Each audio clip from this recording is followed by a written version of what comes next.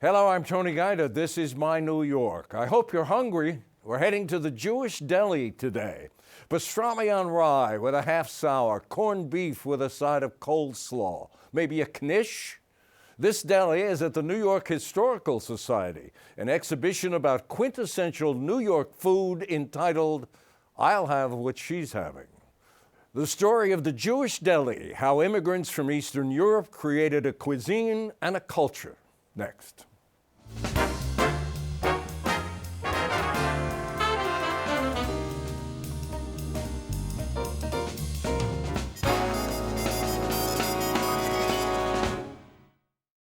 I'm delighted to welcome to the program Marilyn Kushner, a curator at the New York Historical Society. Nice to have you here. Great to be here. This is such a fun show. There's nostalgia galore. There are characters. What kind of feedback, if you should pardon the pun, what kind of feedback do you get? We're getting great feedback from hungry people, but it's people are loving it because it appeals to so many different people on so many different levels. Anybody can walk in and find something to relate to or a memory that's triggered. So it's a lot of fun for all, young and old, Jewish and non-Jewish, you name it. And it always reminds me of something that Lenny Bruce said, which wasn't, I'm not quoting directly, but if you're Jewish and you live in Wyoming, you're Goyish. But if you're Catholic and you live in New York, you're Jewish. So that really, I think, says it all. It's really been a great hit, and people just have a great time going through it. Yeah, and then you make the point, you don't have to be Jewish to like this show, No. or even to like Jewish deli food to like this show. No, because if you're living in New York, you're Jewish. Yeah. I mean, you're relating to everything that's here that has to do with delis. Is great. Lenny said many things that were very pertinent, and that was just one of them. Mm-hmm. Immigration is obviously much in the news these days, and immigration is sort of the whole theme of this show. This show is about history, and you're right. It's about immigration into the U.S., emigration out of the city, which we'll get to later, I'm sure. But it's a time when in the mid to late 19th century and into the early 20th century, a lot of Jews came here from Europe, but from all over Europe, Eastern Europe, and Western Europe. And they brought with them their memories, and they brought with them objects that reminded them of home, and they brought with them their food. And those things became a part of the American experience, because the American experience is about immigrants. I think it was, the show mentions, I think it was something like 2 million Jews came between the late 19th century and like 1920 and settled in cities, of course, New York. And here, of course, their biggest community was the Lower East Side. And what you're talking about, they brought their food, and they, I guess, first set it up with push carts on the street. Well, there was no other place to set it up. Yeah. The push carts were easy to find, or I guess so. I don't remember that. But yeah, they sold food on the push carts. Everybody knew what to do with that food, or knew what to do with some of that food. Some of it was new. But from the push carts, somebody got the great idea of, well, let's try a storefront. And so they established storefronts, and then somebody else decided, well, what if we put a table and chairs in there? And out of that came the deli. Yeah, And I was made a note at something in the show that they were push carts on Rivington Street, apparently, and I guess other places, were selling everything from frankfurters and taffy and bananas and bagels, and they note that apparently the journalists at the time called the bagel a time-honored Jewish pretzel. Right. Which is something I first heard about just a few years ago, but they had no other way to describe it, I guess, so it became a Jewish pretzel, but it's far from a Jewish pretzel. And that became a part of the culture too. But a lot of the food they brought was really, they brought their, as I said before, they brought their memories, and they brought what they knew. And what they knew was borscht and kreplach and chopped liver, and I could go on. And that became a part then of, New York culture and American culture. Yeah. As far as the push carts, I think there's a video, or at least a photograph of the police. Yes and yes. Yeah, the police talk about that. The police clearing them out because there were complaints about them blocking the streets or the sidewalks. Yeah, right. If you look at them, there's a film which is fun to watch of the push carts just taking over the streets. So I would imagine it must have been easier for the police when people got the grand idea of having storefronts. But that's the streets were choked with the food carts. Because I would think that almost became a meeting place for people, and nobody's really thought about that. But it just occurred to me that this is where they went out to see people and to go about their chores, and it also became almost a community happening. The push carts, of course, are the forerunners of our street. Street exactly. cart. Right. So they're back. They're back again. And there have been incidents, and people probably have seen film non-news shows of police clearing those things out. But how we rely on those now. I'm walking to work sometimes, and I get my coffee there. Yeah. So that they're everywhere. But it did go from the push carts to the restaurants, and now back out onto the streets again, and they're prevalent everywhere here in New York. So, how did the show come about, Marilyn? Well, the show is organized by the Skirball out in Los Angeles. And at about the same time, we were thinking about doing something with immigration and with food. And then we found out that the Skirball had done this show, so we got in touch with them and decided to take it from them. And it came here. But we have added a lot of New York stories. You just can't talk about delis and not really talk about all the great delis in New York. So. Well, this is the home. Or at least it was. Well, yes, because think about it. When people first landed in the U.S., if they didn't go out to the Midwest, they stayed here, and they had to eat, and they knew how to make those dishes. So the culture really took off from that. I guess we should address the title. I'm wondering if there's anybody in our audience who doesn't know the derivation of "I'll have what she's having," but perhaps you'd like to set that up. It's about Meg Ryan and Billy Crystal in the movie When Harry Met Sally, and they're in a deli, and he was telling her that he really knew all about women, and she said, "No, you don't." He said, "Oh, yes, I do," and she continued to go on and fake. Yeah, he's talking about how proficient he is with women, and she's saying to him, "You think you don't believe a woman ever faked her orgasm?" And He said, "Not for me. Not with me. Not with me." Right. Watch this. Oh. Ooh. Are you okay? Oh. Oh, God. Ooh. Oh, God. Oh. Oh. Oh. Oh, God. Oh, yeah, right there. Oh. Oh. Oh. Oh. Oh, God. Oh. Yes. Yes. Yes. Yes. Yes. Yes.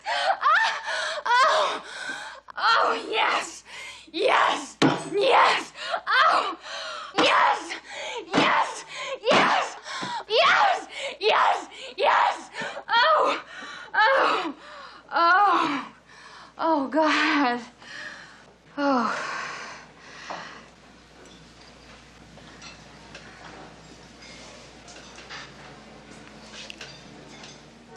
I'll have what she's having.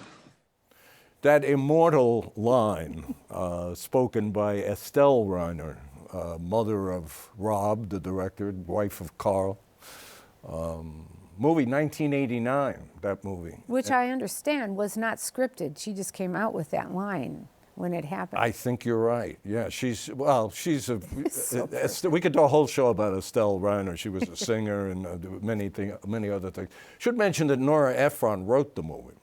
Yes. And it was actually shot in Katz's. That scene was shot in Katz's Deli, and I think they still have the sign that points to the booth where they The famous booth, because everybody knows about it. Yeah.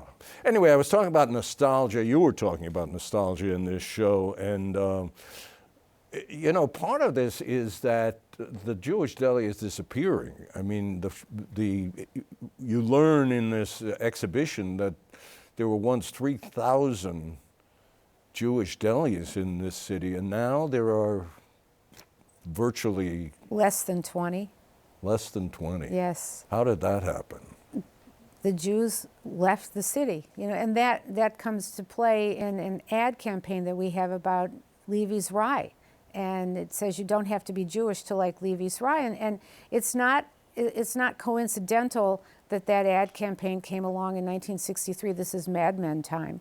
Yeah. And a lot of the Jewish families were, the men have come back from the war. They've made, they're starting to make some money, and they move out of the city. And once there was that emigration out into the suburbs, either, out to Long Island here, or out to New Jersey, or up to Westchester, the Jews left the city. And then the delis began to pop up out in the suburbs, but there was still a lot left here. And the deli owners realized they had to start appealing to a different audience. Hence the Levi's Rye campaign, which was genius. Yeah, you don't have to be Jewish to love Levi's Rye. Right. And it's interesting, Marilyn, that at the same time we can compare it to an ad campaign, which is in the show too, for the Hebrew National Kosher Sausage Factory that was set up on, where was it, East Broadway. And their campaign was actually just appealing to the Jews, because their campaign was, we answer to a higher authority. Well, that's when the Jews were still in town. And that's when a lot of Jews were still do, but kept kosher and had to really be able to rely on the kosher meat that was in the delis. And sometimes that wasn't always kosher either. And there were a number of times when it was discovered that what was supposed to be kosher in the delis wasn't, and that became a big crisis.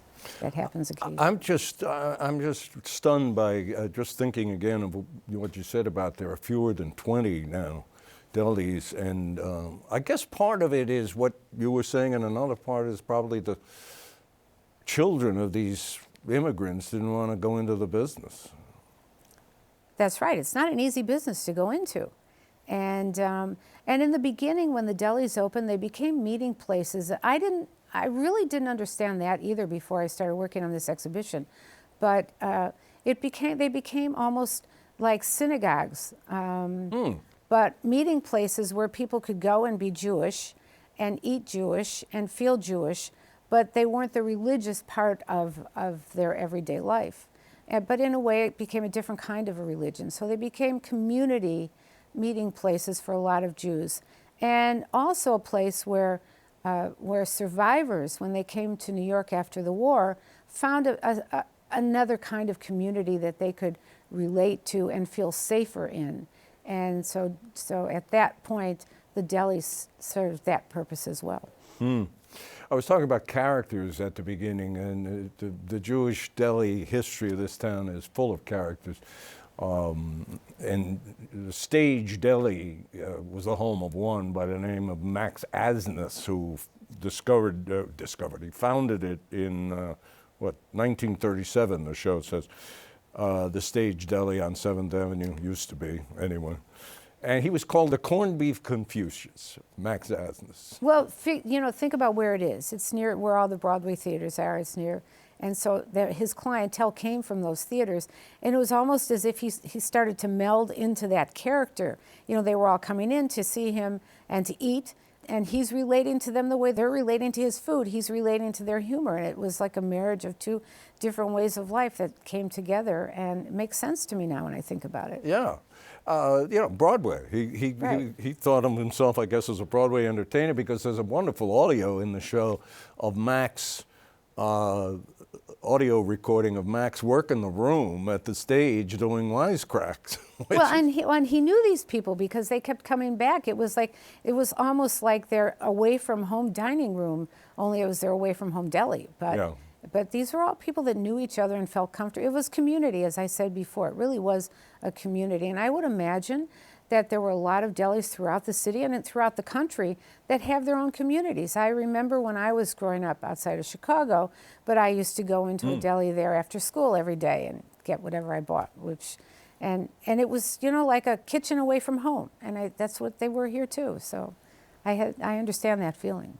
Another character, Nathan Handwerker, he was a Polish immigrant, and of course in Coney Island, 1916, he started selling hot dog frankfurters for a nickel, undercutting the competition, and built an empire. Well, that makes sense, doesn't it? Yeah. And, he knew how to do it, but then he became a legend, which happened with a lot of these people who started the delis and went into the business, and perhaps the second generation kept up the business, but then times changed, and we all know children don't always want to do what their parents do, and want to go out on their own.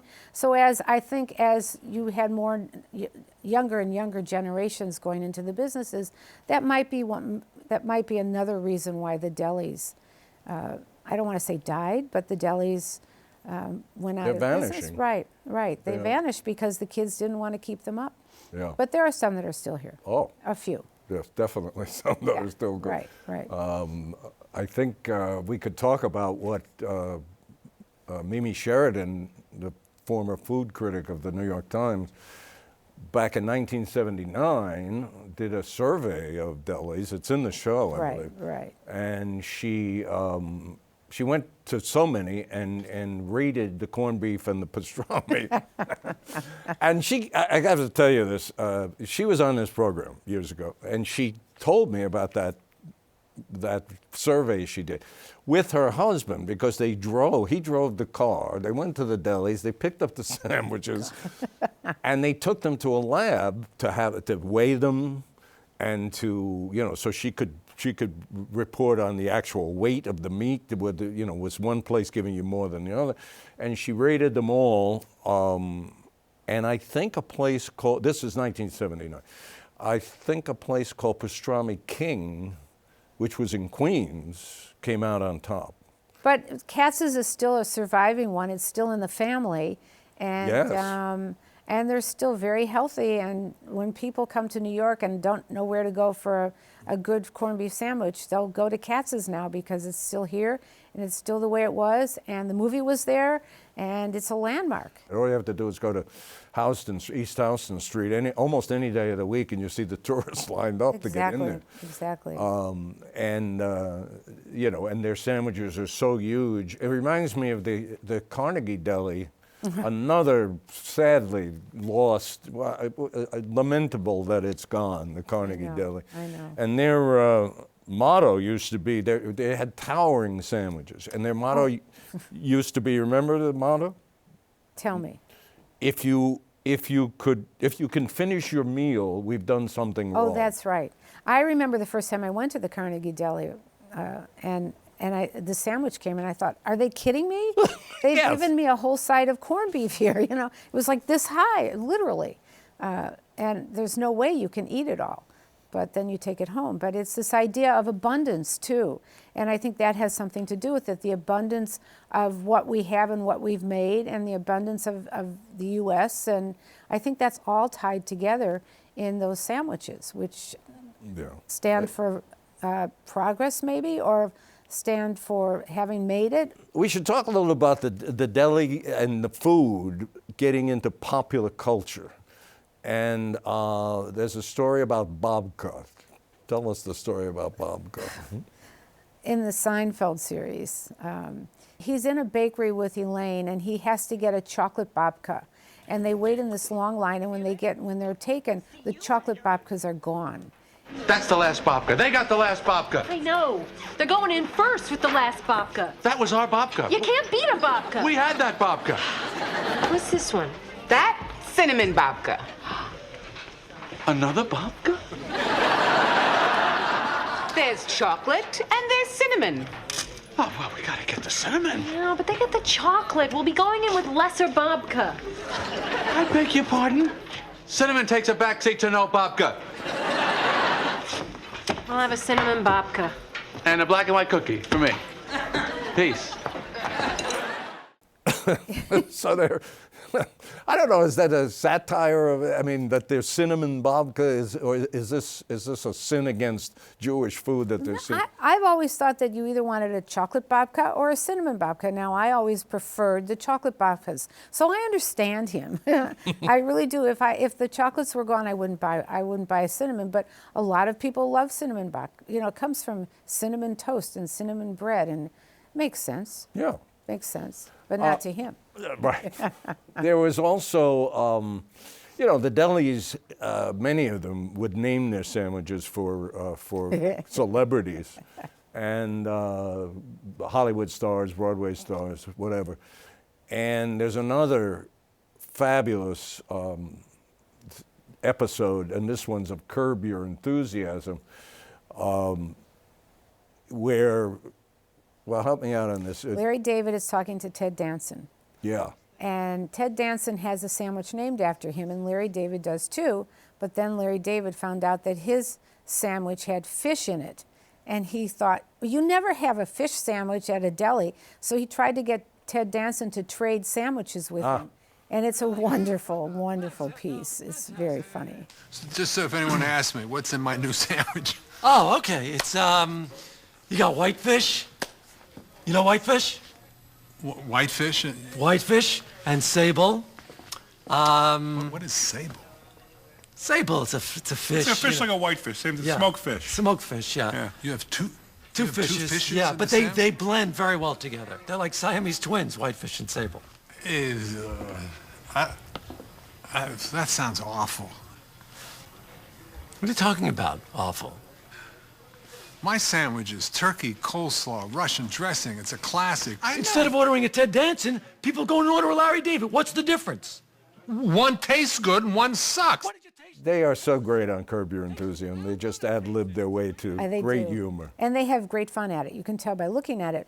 But honestly, I don't think I've ever heard of a fish sandwich coming out of a deli. So I sort of understand Larry David, that he'd rather have Ted Danson's sandwich named after him.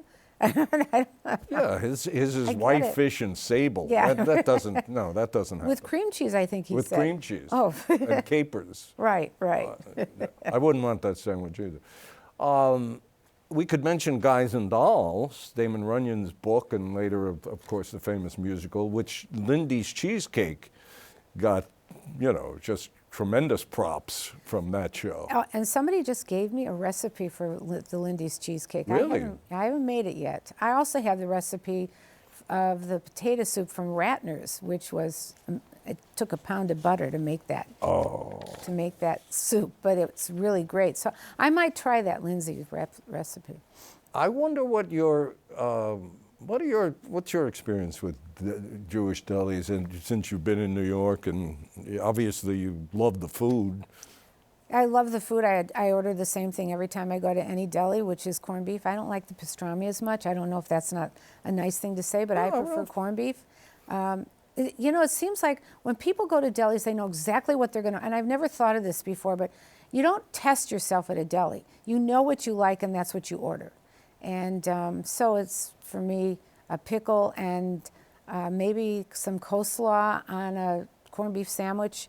But it's always the same thing that I order. And I don't go very often anymore because there aren't very many around anymore, but there are a few. And it's, as you said before, it's a lot of food to eat. I mean, Well, it'll keep you eating for 2 or 3 days afterwards. You're not going hungry. But there's a diorama of Katz's Deli in the show. And you look into it, and it looks exactly like the deli looked like. It's a small diorama that's been made, and it's terrific, and I think people love it. It's right next to the movie, so it's got a captive audience anyway with people watching all the shorts. And there is another interactive thing where you can kind of make your own sandwich. You can make your own sandwich, but it won't let you use white bread. It's got all these different pumpernickel. Do you want rye bread? And white bread is one of the choices. But if you choose white bread, you can't go any further. It's a big X through it. And you can't have mayonnaise. That's the other thing. Of course not. No. Of course not. I was a aficionado of pinball machines over the years. And if you shook the thing too hard, it would tilt, meaning it would cut off. Right. And this is perfect. This interactive device should cut off of anybody. Who is the dunce who would ask for a corned beef or a pastrami sandwich on white bread. I can imagine walking into a deli and saying that, and they'd just say, no, I'm sorry, we can't do that for you. No. You know? And some of them, they'd throw you out. I mean, Well, they might not even have the white bread. You know? No, yeah, of course. And mayonnaise. No mayonnaise. No, it's got to no be. mayonnaise. It's got to be that yellow mustard, I think. Or it could be a Russian dressing, That's true. right? Yeah, I'm not a big fan of Russian dressing. I like Russian dressing. Yeah. Well, see, It's good To on each his corned beef own. sandwiches. To- But I prefer corned beef to pastrami. yeah. Well, I like them both, and I'm getting hungry. I have to say that I've had interesting experiences in the delis in New York, but I was offered this job in the Second Avenue Deli. That's a great memory. The one on 33rd Street, which isn't the Second Avenue, but Right, it's right.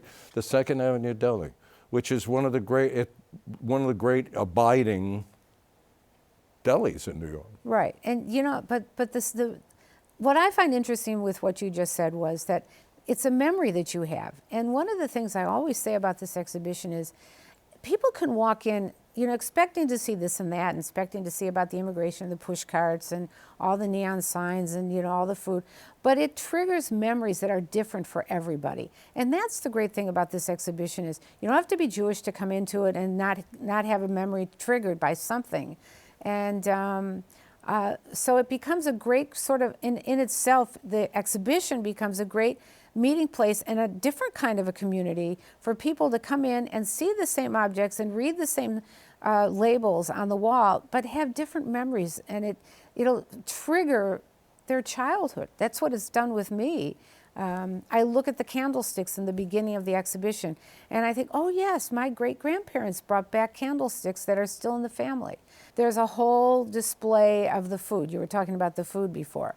And matzo ball soup is there, and lox and bagels are there, all these foods, and egg creams. And I'm thinking, I never knew what an egg cream was growing up in the Midwest. It was a phosphate. And so when I came here and they'd say egg cream, I'd say, what's an egg cream? So again, a memory for me that was personally triggered, which I'm sure happens with lots of people. Well, there is one thing missing from this show, and they need to fix it. It's the smell. I knew you were going to say something to do with the food. The pungent aroma of the corned beef, of the pickles, of the pastrami. Somehow you got to figure out how to pipe that aroma in there. You're right in a way, but doesn't that smell you remember that smell? Sure. You remember it. Talk It about brings up- memory. Right, talk about memory. It brings back all, everybody thinks of something else, but it's been fun. The show is I'll Have What She's Having, an exhibition at the New York Historical Society about the Jewish deli, the food, and the culture created by the immigrants from Europe. And Marilyn, it's a delight to talk to you. It's fun. I could go on forever about this. I know you could, so come back again and with another show, and we'll have another chat. Okay. All right. You got it. Thank you. And thank you for watching. We will see you next week.